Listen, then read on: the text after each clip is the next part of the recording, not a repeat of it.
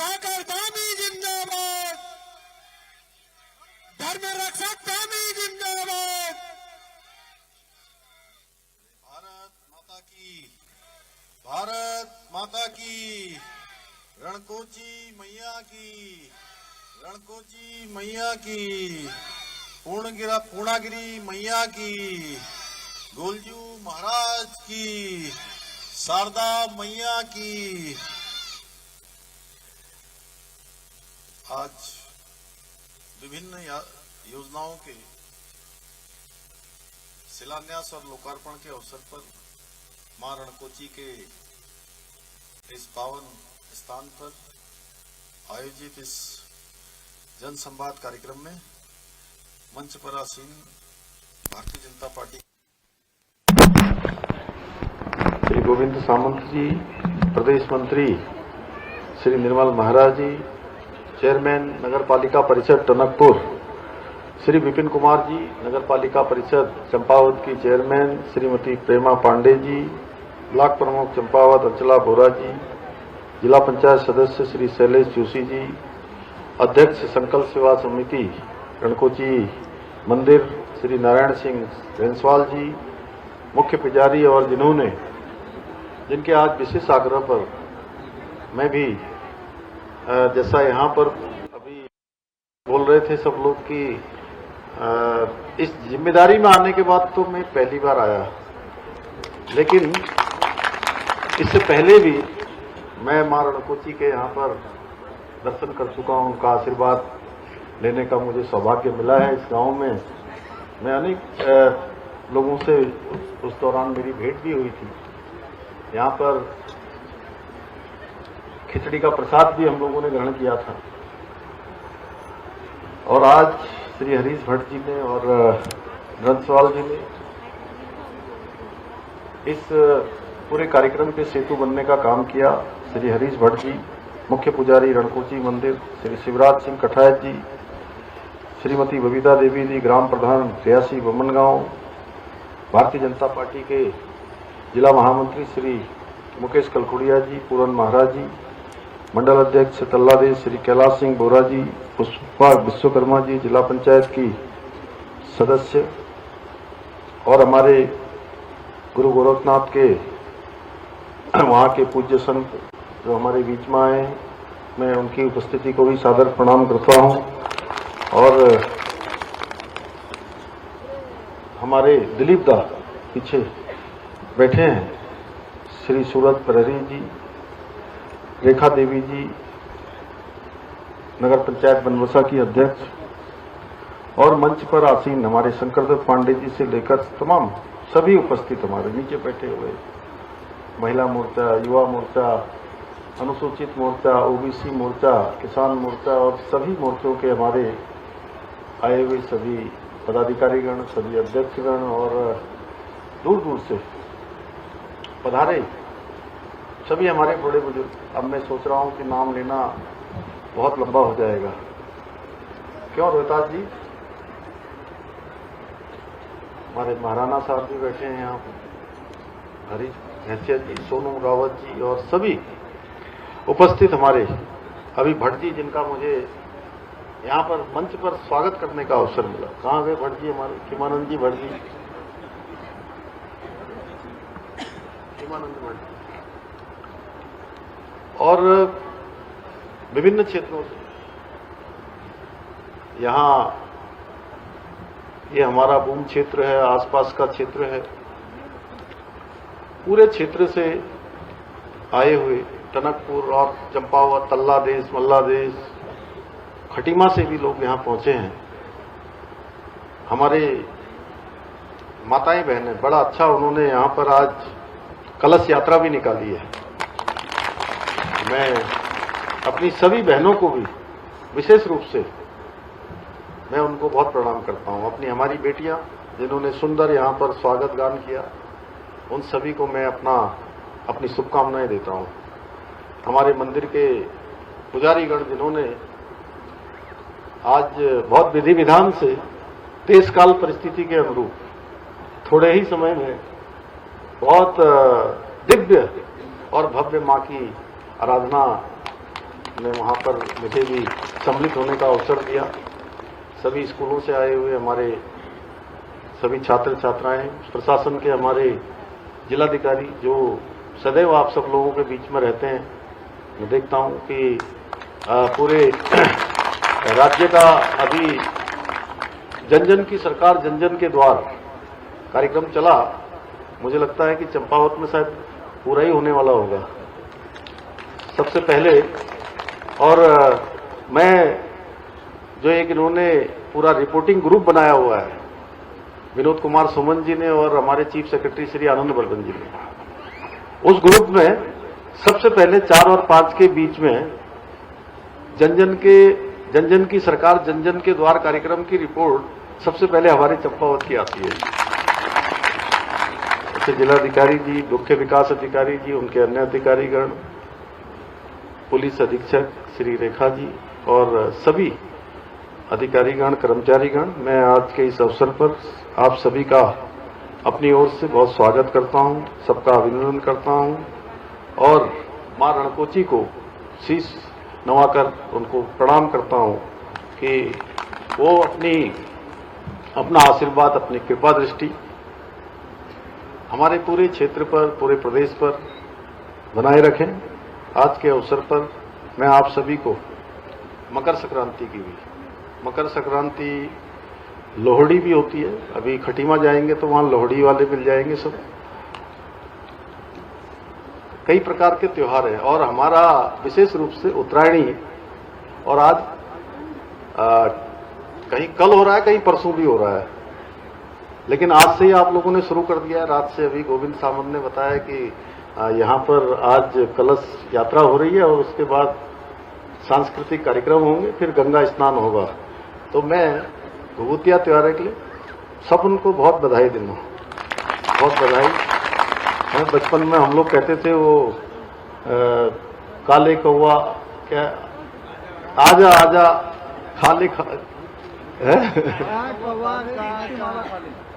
भुक्ति माला खाले, काले कौवा आजा भुक्ति माला खाले।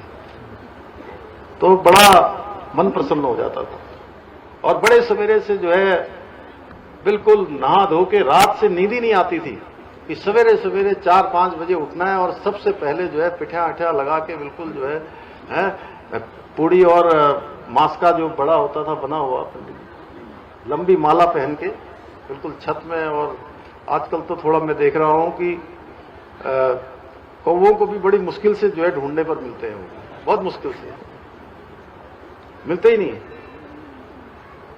तो ये त्योहार हम सबका, ये हमारे लिए बहुत सांस्कृतिक हमारी विरासत है। ये मेरा सौभाग्य है कि आज मुझे मां रणकोची की इस पवित्र भूमि पर आप सब लोगों के बीच में आने का अवसर मिला है और जनसंवाद कार्यक्रम के माध्यम से चंपावत जनपद के मेरे सभी परिवारजनों से मिलने का भी सौभाग्य प्राप्त हुआ है। भाइयों बहनों, मुझे प्रसन्नता है कि आज हम चंपावत जनपद के अंतर्गत लगभग 182 करोड़ रुपए की लागत की 23 विकास परियोजनाओं का लोकार्पण और शिलान्यास कर रहे हैं। मुझे पूरा विश्वास है कि ये सभी योजनाएं क्षेत्र के आधारभूत जो सुविधाएं हैं, उन सुविधाओं को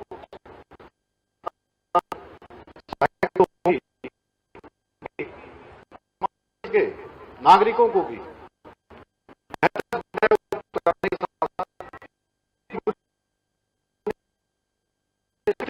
रूप से विकास करने का काम भी करेगी। और ये हमारा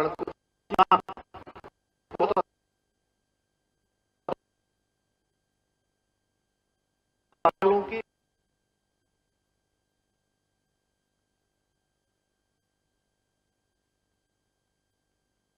कोची के इस पावन स्थान पर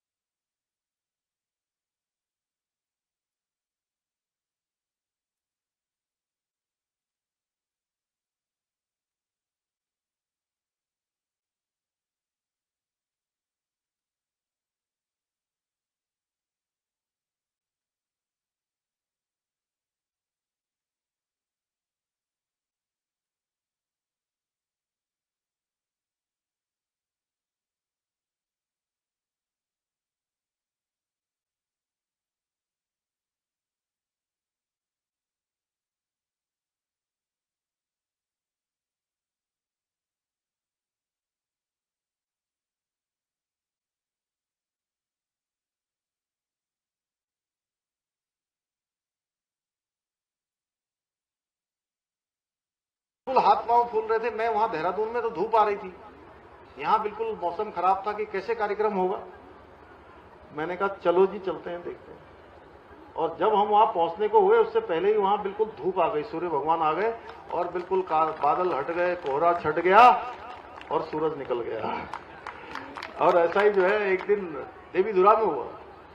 इसके पिछली बार 2024 में मेरे को बताया कि मौसम खराब रहेगा पूरे दिन भर, आप आ ही नहीं सकते हैं। तो वो हेलीकॉप्टर के जो हमारे पायलट साहब थे उन्होंने कहा साहब मैं खटीमा ही था, पहले चंपावत था, चंपावत से खटीमा, खटीमा से फिर वहां जाना था। तो बोले कि यहां से कहां जाएंगे इसके बाद। मैंने कहा यहां से फिर अब क्या देहरादून चल देना, नहीं जा पाएंगे। तो वो राम सिंह कैड़ा जी एक छत्र लेकर आए थे चढ़ाने के लिए मेरे नाम पर। तो मैंने उनसे कहा कि मैं आऊंगा अब, लेकिन मैं फिर फोन किया, मैंने कहा राम सिंह जी अब ये मुश्किल हो पा रहा है, लग रहा है मौसम नहीं बन रहा है, तो आप ही छत्र चढ़ा देना पंडित जी से विधि विधान करके। तो मैं बैठा उसमें और रीठा साहब के पास पहुंचने वाले थे। आज संयोग से ये दिनेश यादव भी मेरे साथ है डी अफसर। कहां गए दिनेश यादव? तो मैंने जो है वो मैया का ध्यान किया वहां पर पहुंच के, और जूते उतारे और मैया का ध्यान किया कि मैया मैं नहीं आ पा रहा हूं शायद, आप ये छत्र जो है इसको आप स्वीकार कर लेना। और जैसे ही मैंने आंख खोली 1-2 मिनट का ध्यान करते हुए मुझे मां बाराही का मंदिर दिखाई देने लग गया। मैंने कहा अरे तुम्हारा मां बाराही का मंदिर दिखाई देने लगा। तो उन्होंने कहा पहुंच गए साहब। मैंने कहा नीचे कोहरा होगा, लगता है ऊपर तो दिख रहा है मंदिर, नीचे नहीं होगा। वो लेके सीधे पायलट ने उन्होंने उसको लैंड करवा दिया, जमीन पर उतार दिया। और वहां एक भी आदमी नहीं था, क्योंकि उनको ये पता लग गया था कि पहले से बता दिया था कोई यहाँ पर आज हेलीकॉप्टर नहीं उतर पाएगा, इसलिए जो है हम वो सब चले गए वापस। फिर दौड़ दौड़ के आए और उसके बाद 3 घंटे हम लोग कार्यक्रम में रहे। 3 घंटे कार्यक्रम करने के बाद फिर वापस गए। फिर उसके बाद फिर वैसे ही अस्पताल फिर से जो है। तो मैं सूर्य भगवान को भी प्रणाम करता हूं।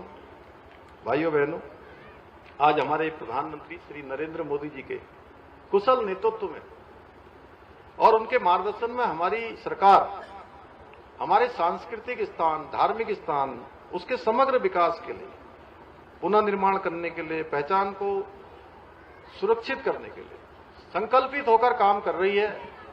जहां हम एक और शहरी क्षेत्रों का विकास कर रहे हैं, वहीं सुदूरवर्ती हमारे पर्वतीय क्षेत्रों का, उसमें सड़क हो, पेयजल हो, स्वास्थ्य हो, शिक्षा हो, ऐसे सभी इंफ्रास्ट्रक्चर आज हम मजबूत कर रहे हैं। हम राज्य की जो सामाजिक विरासत है उसके संरक्षण और संवर्धन के लिए भी काम कर रहे हैं। हमारी सरकार उत्तराखंड को, देवभूमि उत्तराखंड को विश्व की आध्यात्मिक राजधानी के रूप में स्थापित करने के लिए संकल्पित होकर निरंतर कार्य कर रही है। हम केदारखंड की भांति ही मानसखंड के पौराणिक मंदिरों के पुनरुत्थान का भी काम, सौंदर्यीकरण, ये सब संकल्पित होकर कर रहे हैं। इसी क्रम में आज रणकोची मंदिर में इसके पुनर्निर्माण एवं पर्यटन अवस्थापना से जुड़े आज विभिन्न कार्यों का यहाँ पर शिलान्यास हुआ है। मां बाराही देवी मंदिर, बालेश्वर मंदिर, पाताल रुद्रेश्वर मंदिर, मां पूर्णागिरी मंदिर, ये सभी इन क्षेत्रों का धार्मिक एवं सांस्कृतिक पर्यटन को, इनके विकास को करने के बाद एक नई गति प्रदान हो रही है। इसके अलावा घटोत्कच, हिडम्बा मंदिर, खेतीखान स्थित सूर्य मंदिर, सप्तेश्वर महादेव, लधौनधुरा सिद्ध नरसिंह मंदिर, भिंगराड़ा, मल्लाडेश्वर, कांतेश्वर, मानेश्वर, भागेश्वर, ताड़केश्वर, डिप्टेश्वर, झालीमाली जैसे क्षेत्रों के कई पौराणिक मंदिरों में विभिन्न सुविधाओं को विकसित किया जा रहा है। हम मां पूर्णागिरी के मंदिर जाने वाले रास्ते को, उसके रोप वे को, और इसके साथ ही हमारे दिलीप दा पीछे बैठे हैं, लगातार जब भी आते हैं मुझे बाबा के स्थान पर बुलाते हैं, बाबा गोरखनाथ जी के स्थान। हमारे बाबा जी बैठे हैं, ये भी आते हैं हर 6 महीने में, 2 महीने में, 3 महीने में। शायद मुझे लगता है गोरखनाथ जी इनको मेरे पास भेज देते हैं वहां से। इनको होता है कि जाओ यहां से शक्ति देकर आओ। अभी आए थे, जब आते हैं तब कहते हैं आओ। लेकिन मैं मानता हूं कि ऐसे स्थानों पर आना किसी के भी अपने हाथ में नहीं होता है। अगर मणकोची मैया के मंदिर में भी मैं भी आया हूं, आप सब भी आए हैं, तो सब लोग, आप लोग मैया की कृपा से और उनकी इच्छा से आए हैं, उनके आदेश से आए हैं। ऐसे स्थान पर कोई अपने आप नहीं आ पाता है। तो गोरखनाथ जी का मंदिर, उसके मार्ग का चौड़ीकरण भी हम करा रहे हैं। यही नहीं, पर्यटन क्षेत्र को बढ़ावा देने के लिए इस क्षेत्र में एक बहुत बड़ा समृद्धि का कारण हमारा शारदा कॉरिडोर आने वाले समय में होने वाला है। उसके निर्माण का कार्य तेजी से बढ़ रहा है और इसके अंतर्गत टनकपुर से लेकर बनबसा तक शारदा रिवर फ्रंट का विकास किया जा रहा है। पूर्णागिरी है, चूका है, श्यामला ताल, शारदा घाट, इन सभी को भव्य रूप में विकसित किया जा रहा है। इतना ही नहीं, गोलजू देवता मंदिर के लिए एक विशेष गोलजू कॉरिडोर के निर्माण के लिए भी विस्तृत कार्य योजना हम बना रहे हैं।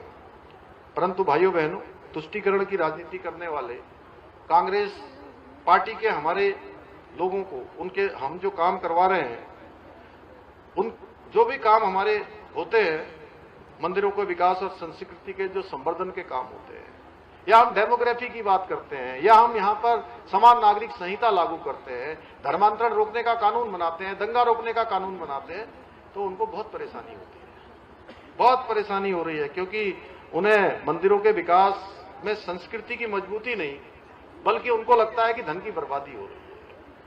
लेकिन जब बात वक्फ संपत्तियों की आती है, तो ये लोग सरकारी संसाधनों के उपयोग को पूरी तरह से उचित ठहराते हैं। आज के इस अवसर पर मां रणकोची के इस पवित्र स्थान से मैं कहना चाहता हूं, आप सबको विश्वास दिलाना चाहता हूं, जब तक मुझे आप सबका आशीर्वाद मिलता रहेगा, मैं उत्तराखंड की समृद्ध आध्यात्मिक विरासत को और अधिक भव्य और दिव्य बनाने के लिए निरंतर प्रयास करता रहूंगा। भाइयों बहनों, हमारी सरकार चंपावत जनपद में विभिन्न मोटर मार्गों के निर्माण एवं सुदृढ़ीकरण के साथ साथ जाम की समस्या के समाधान के लिए भी मल्टी स्टोरी पार्किंग का निर्माण भी कराया जा रहा है।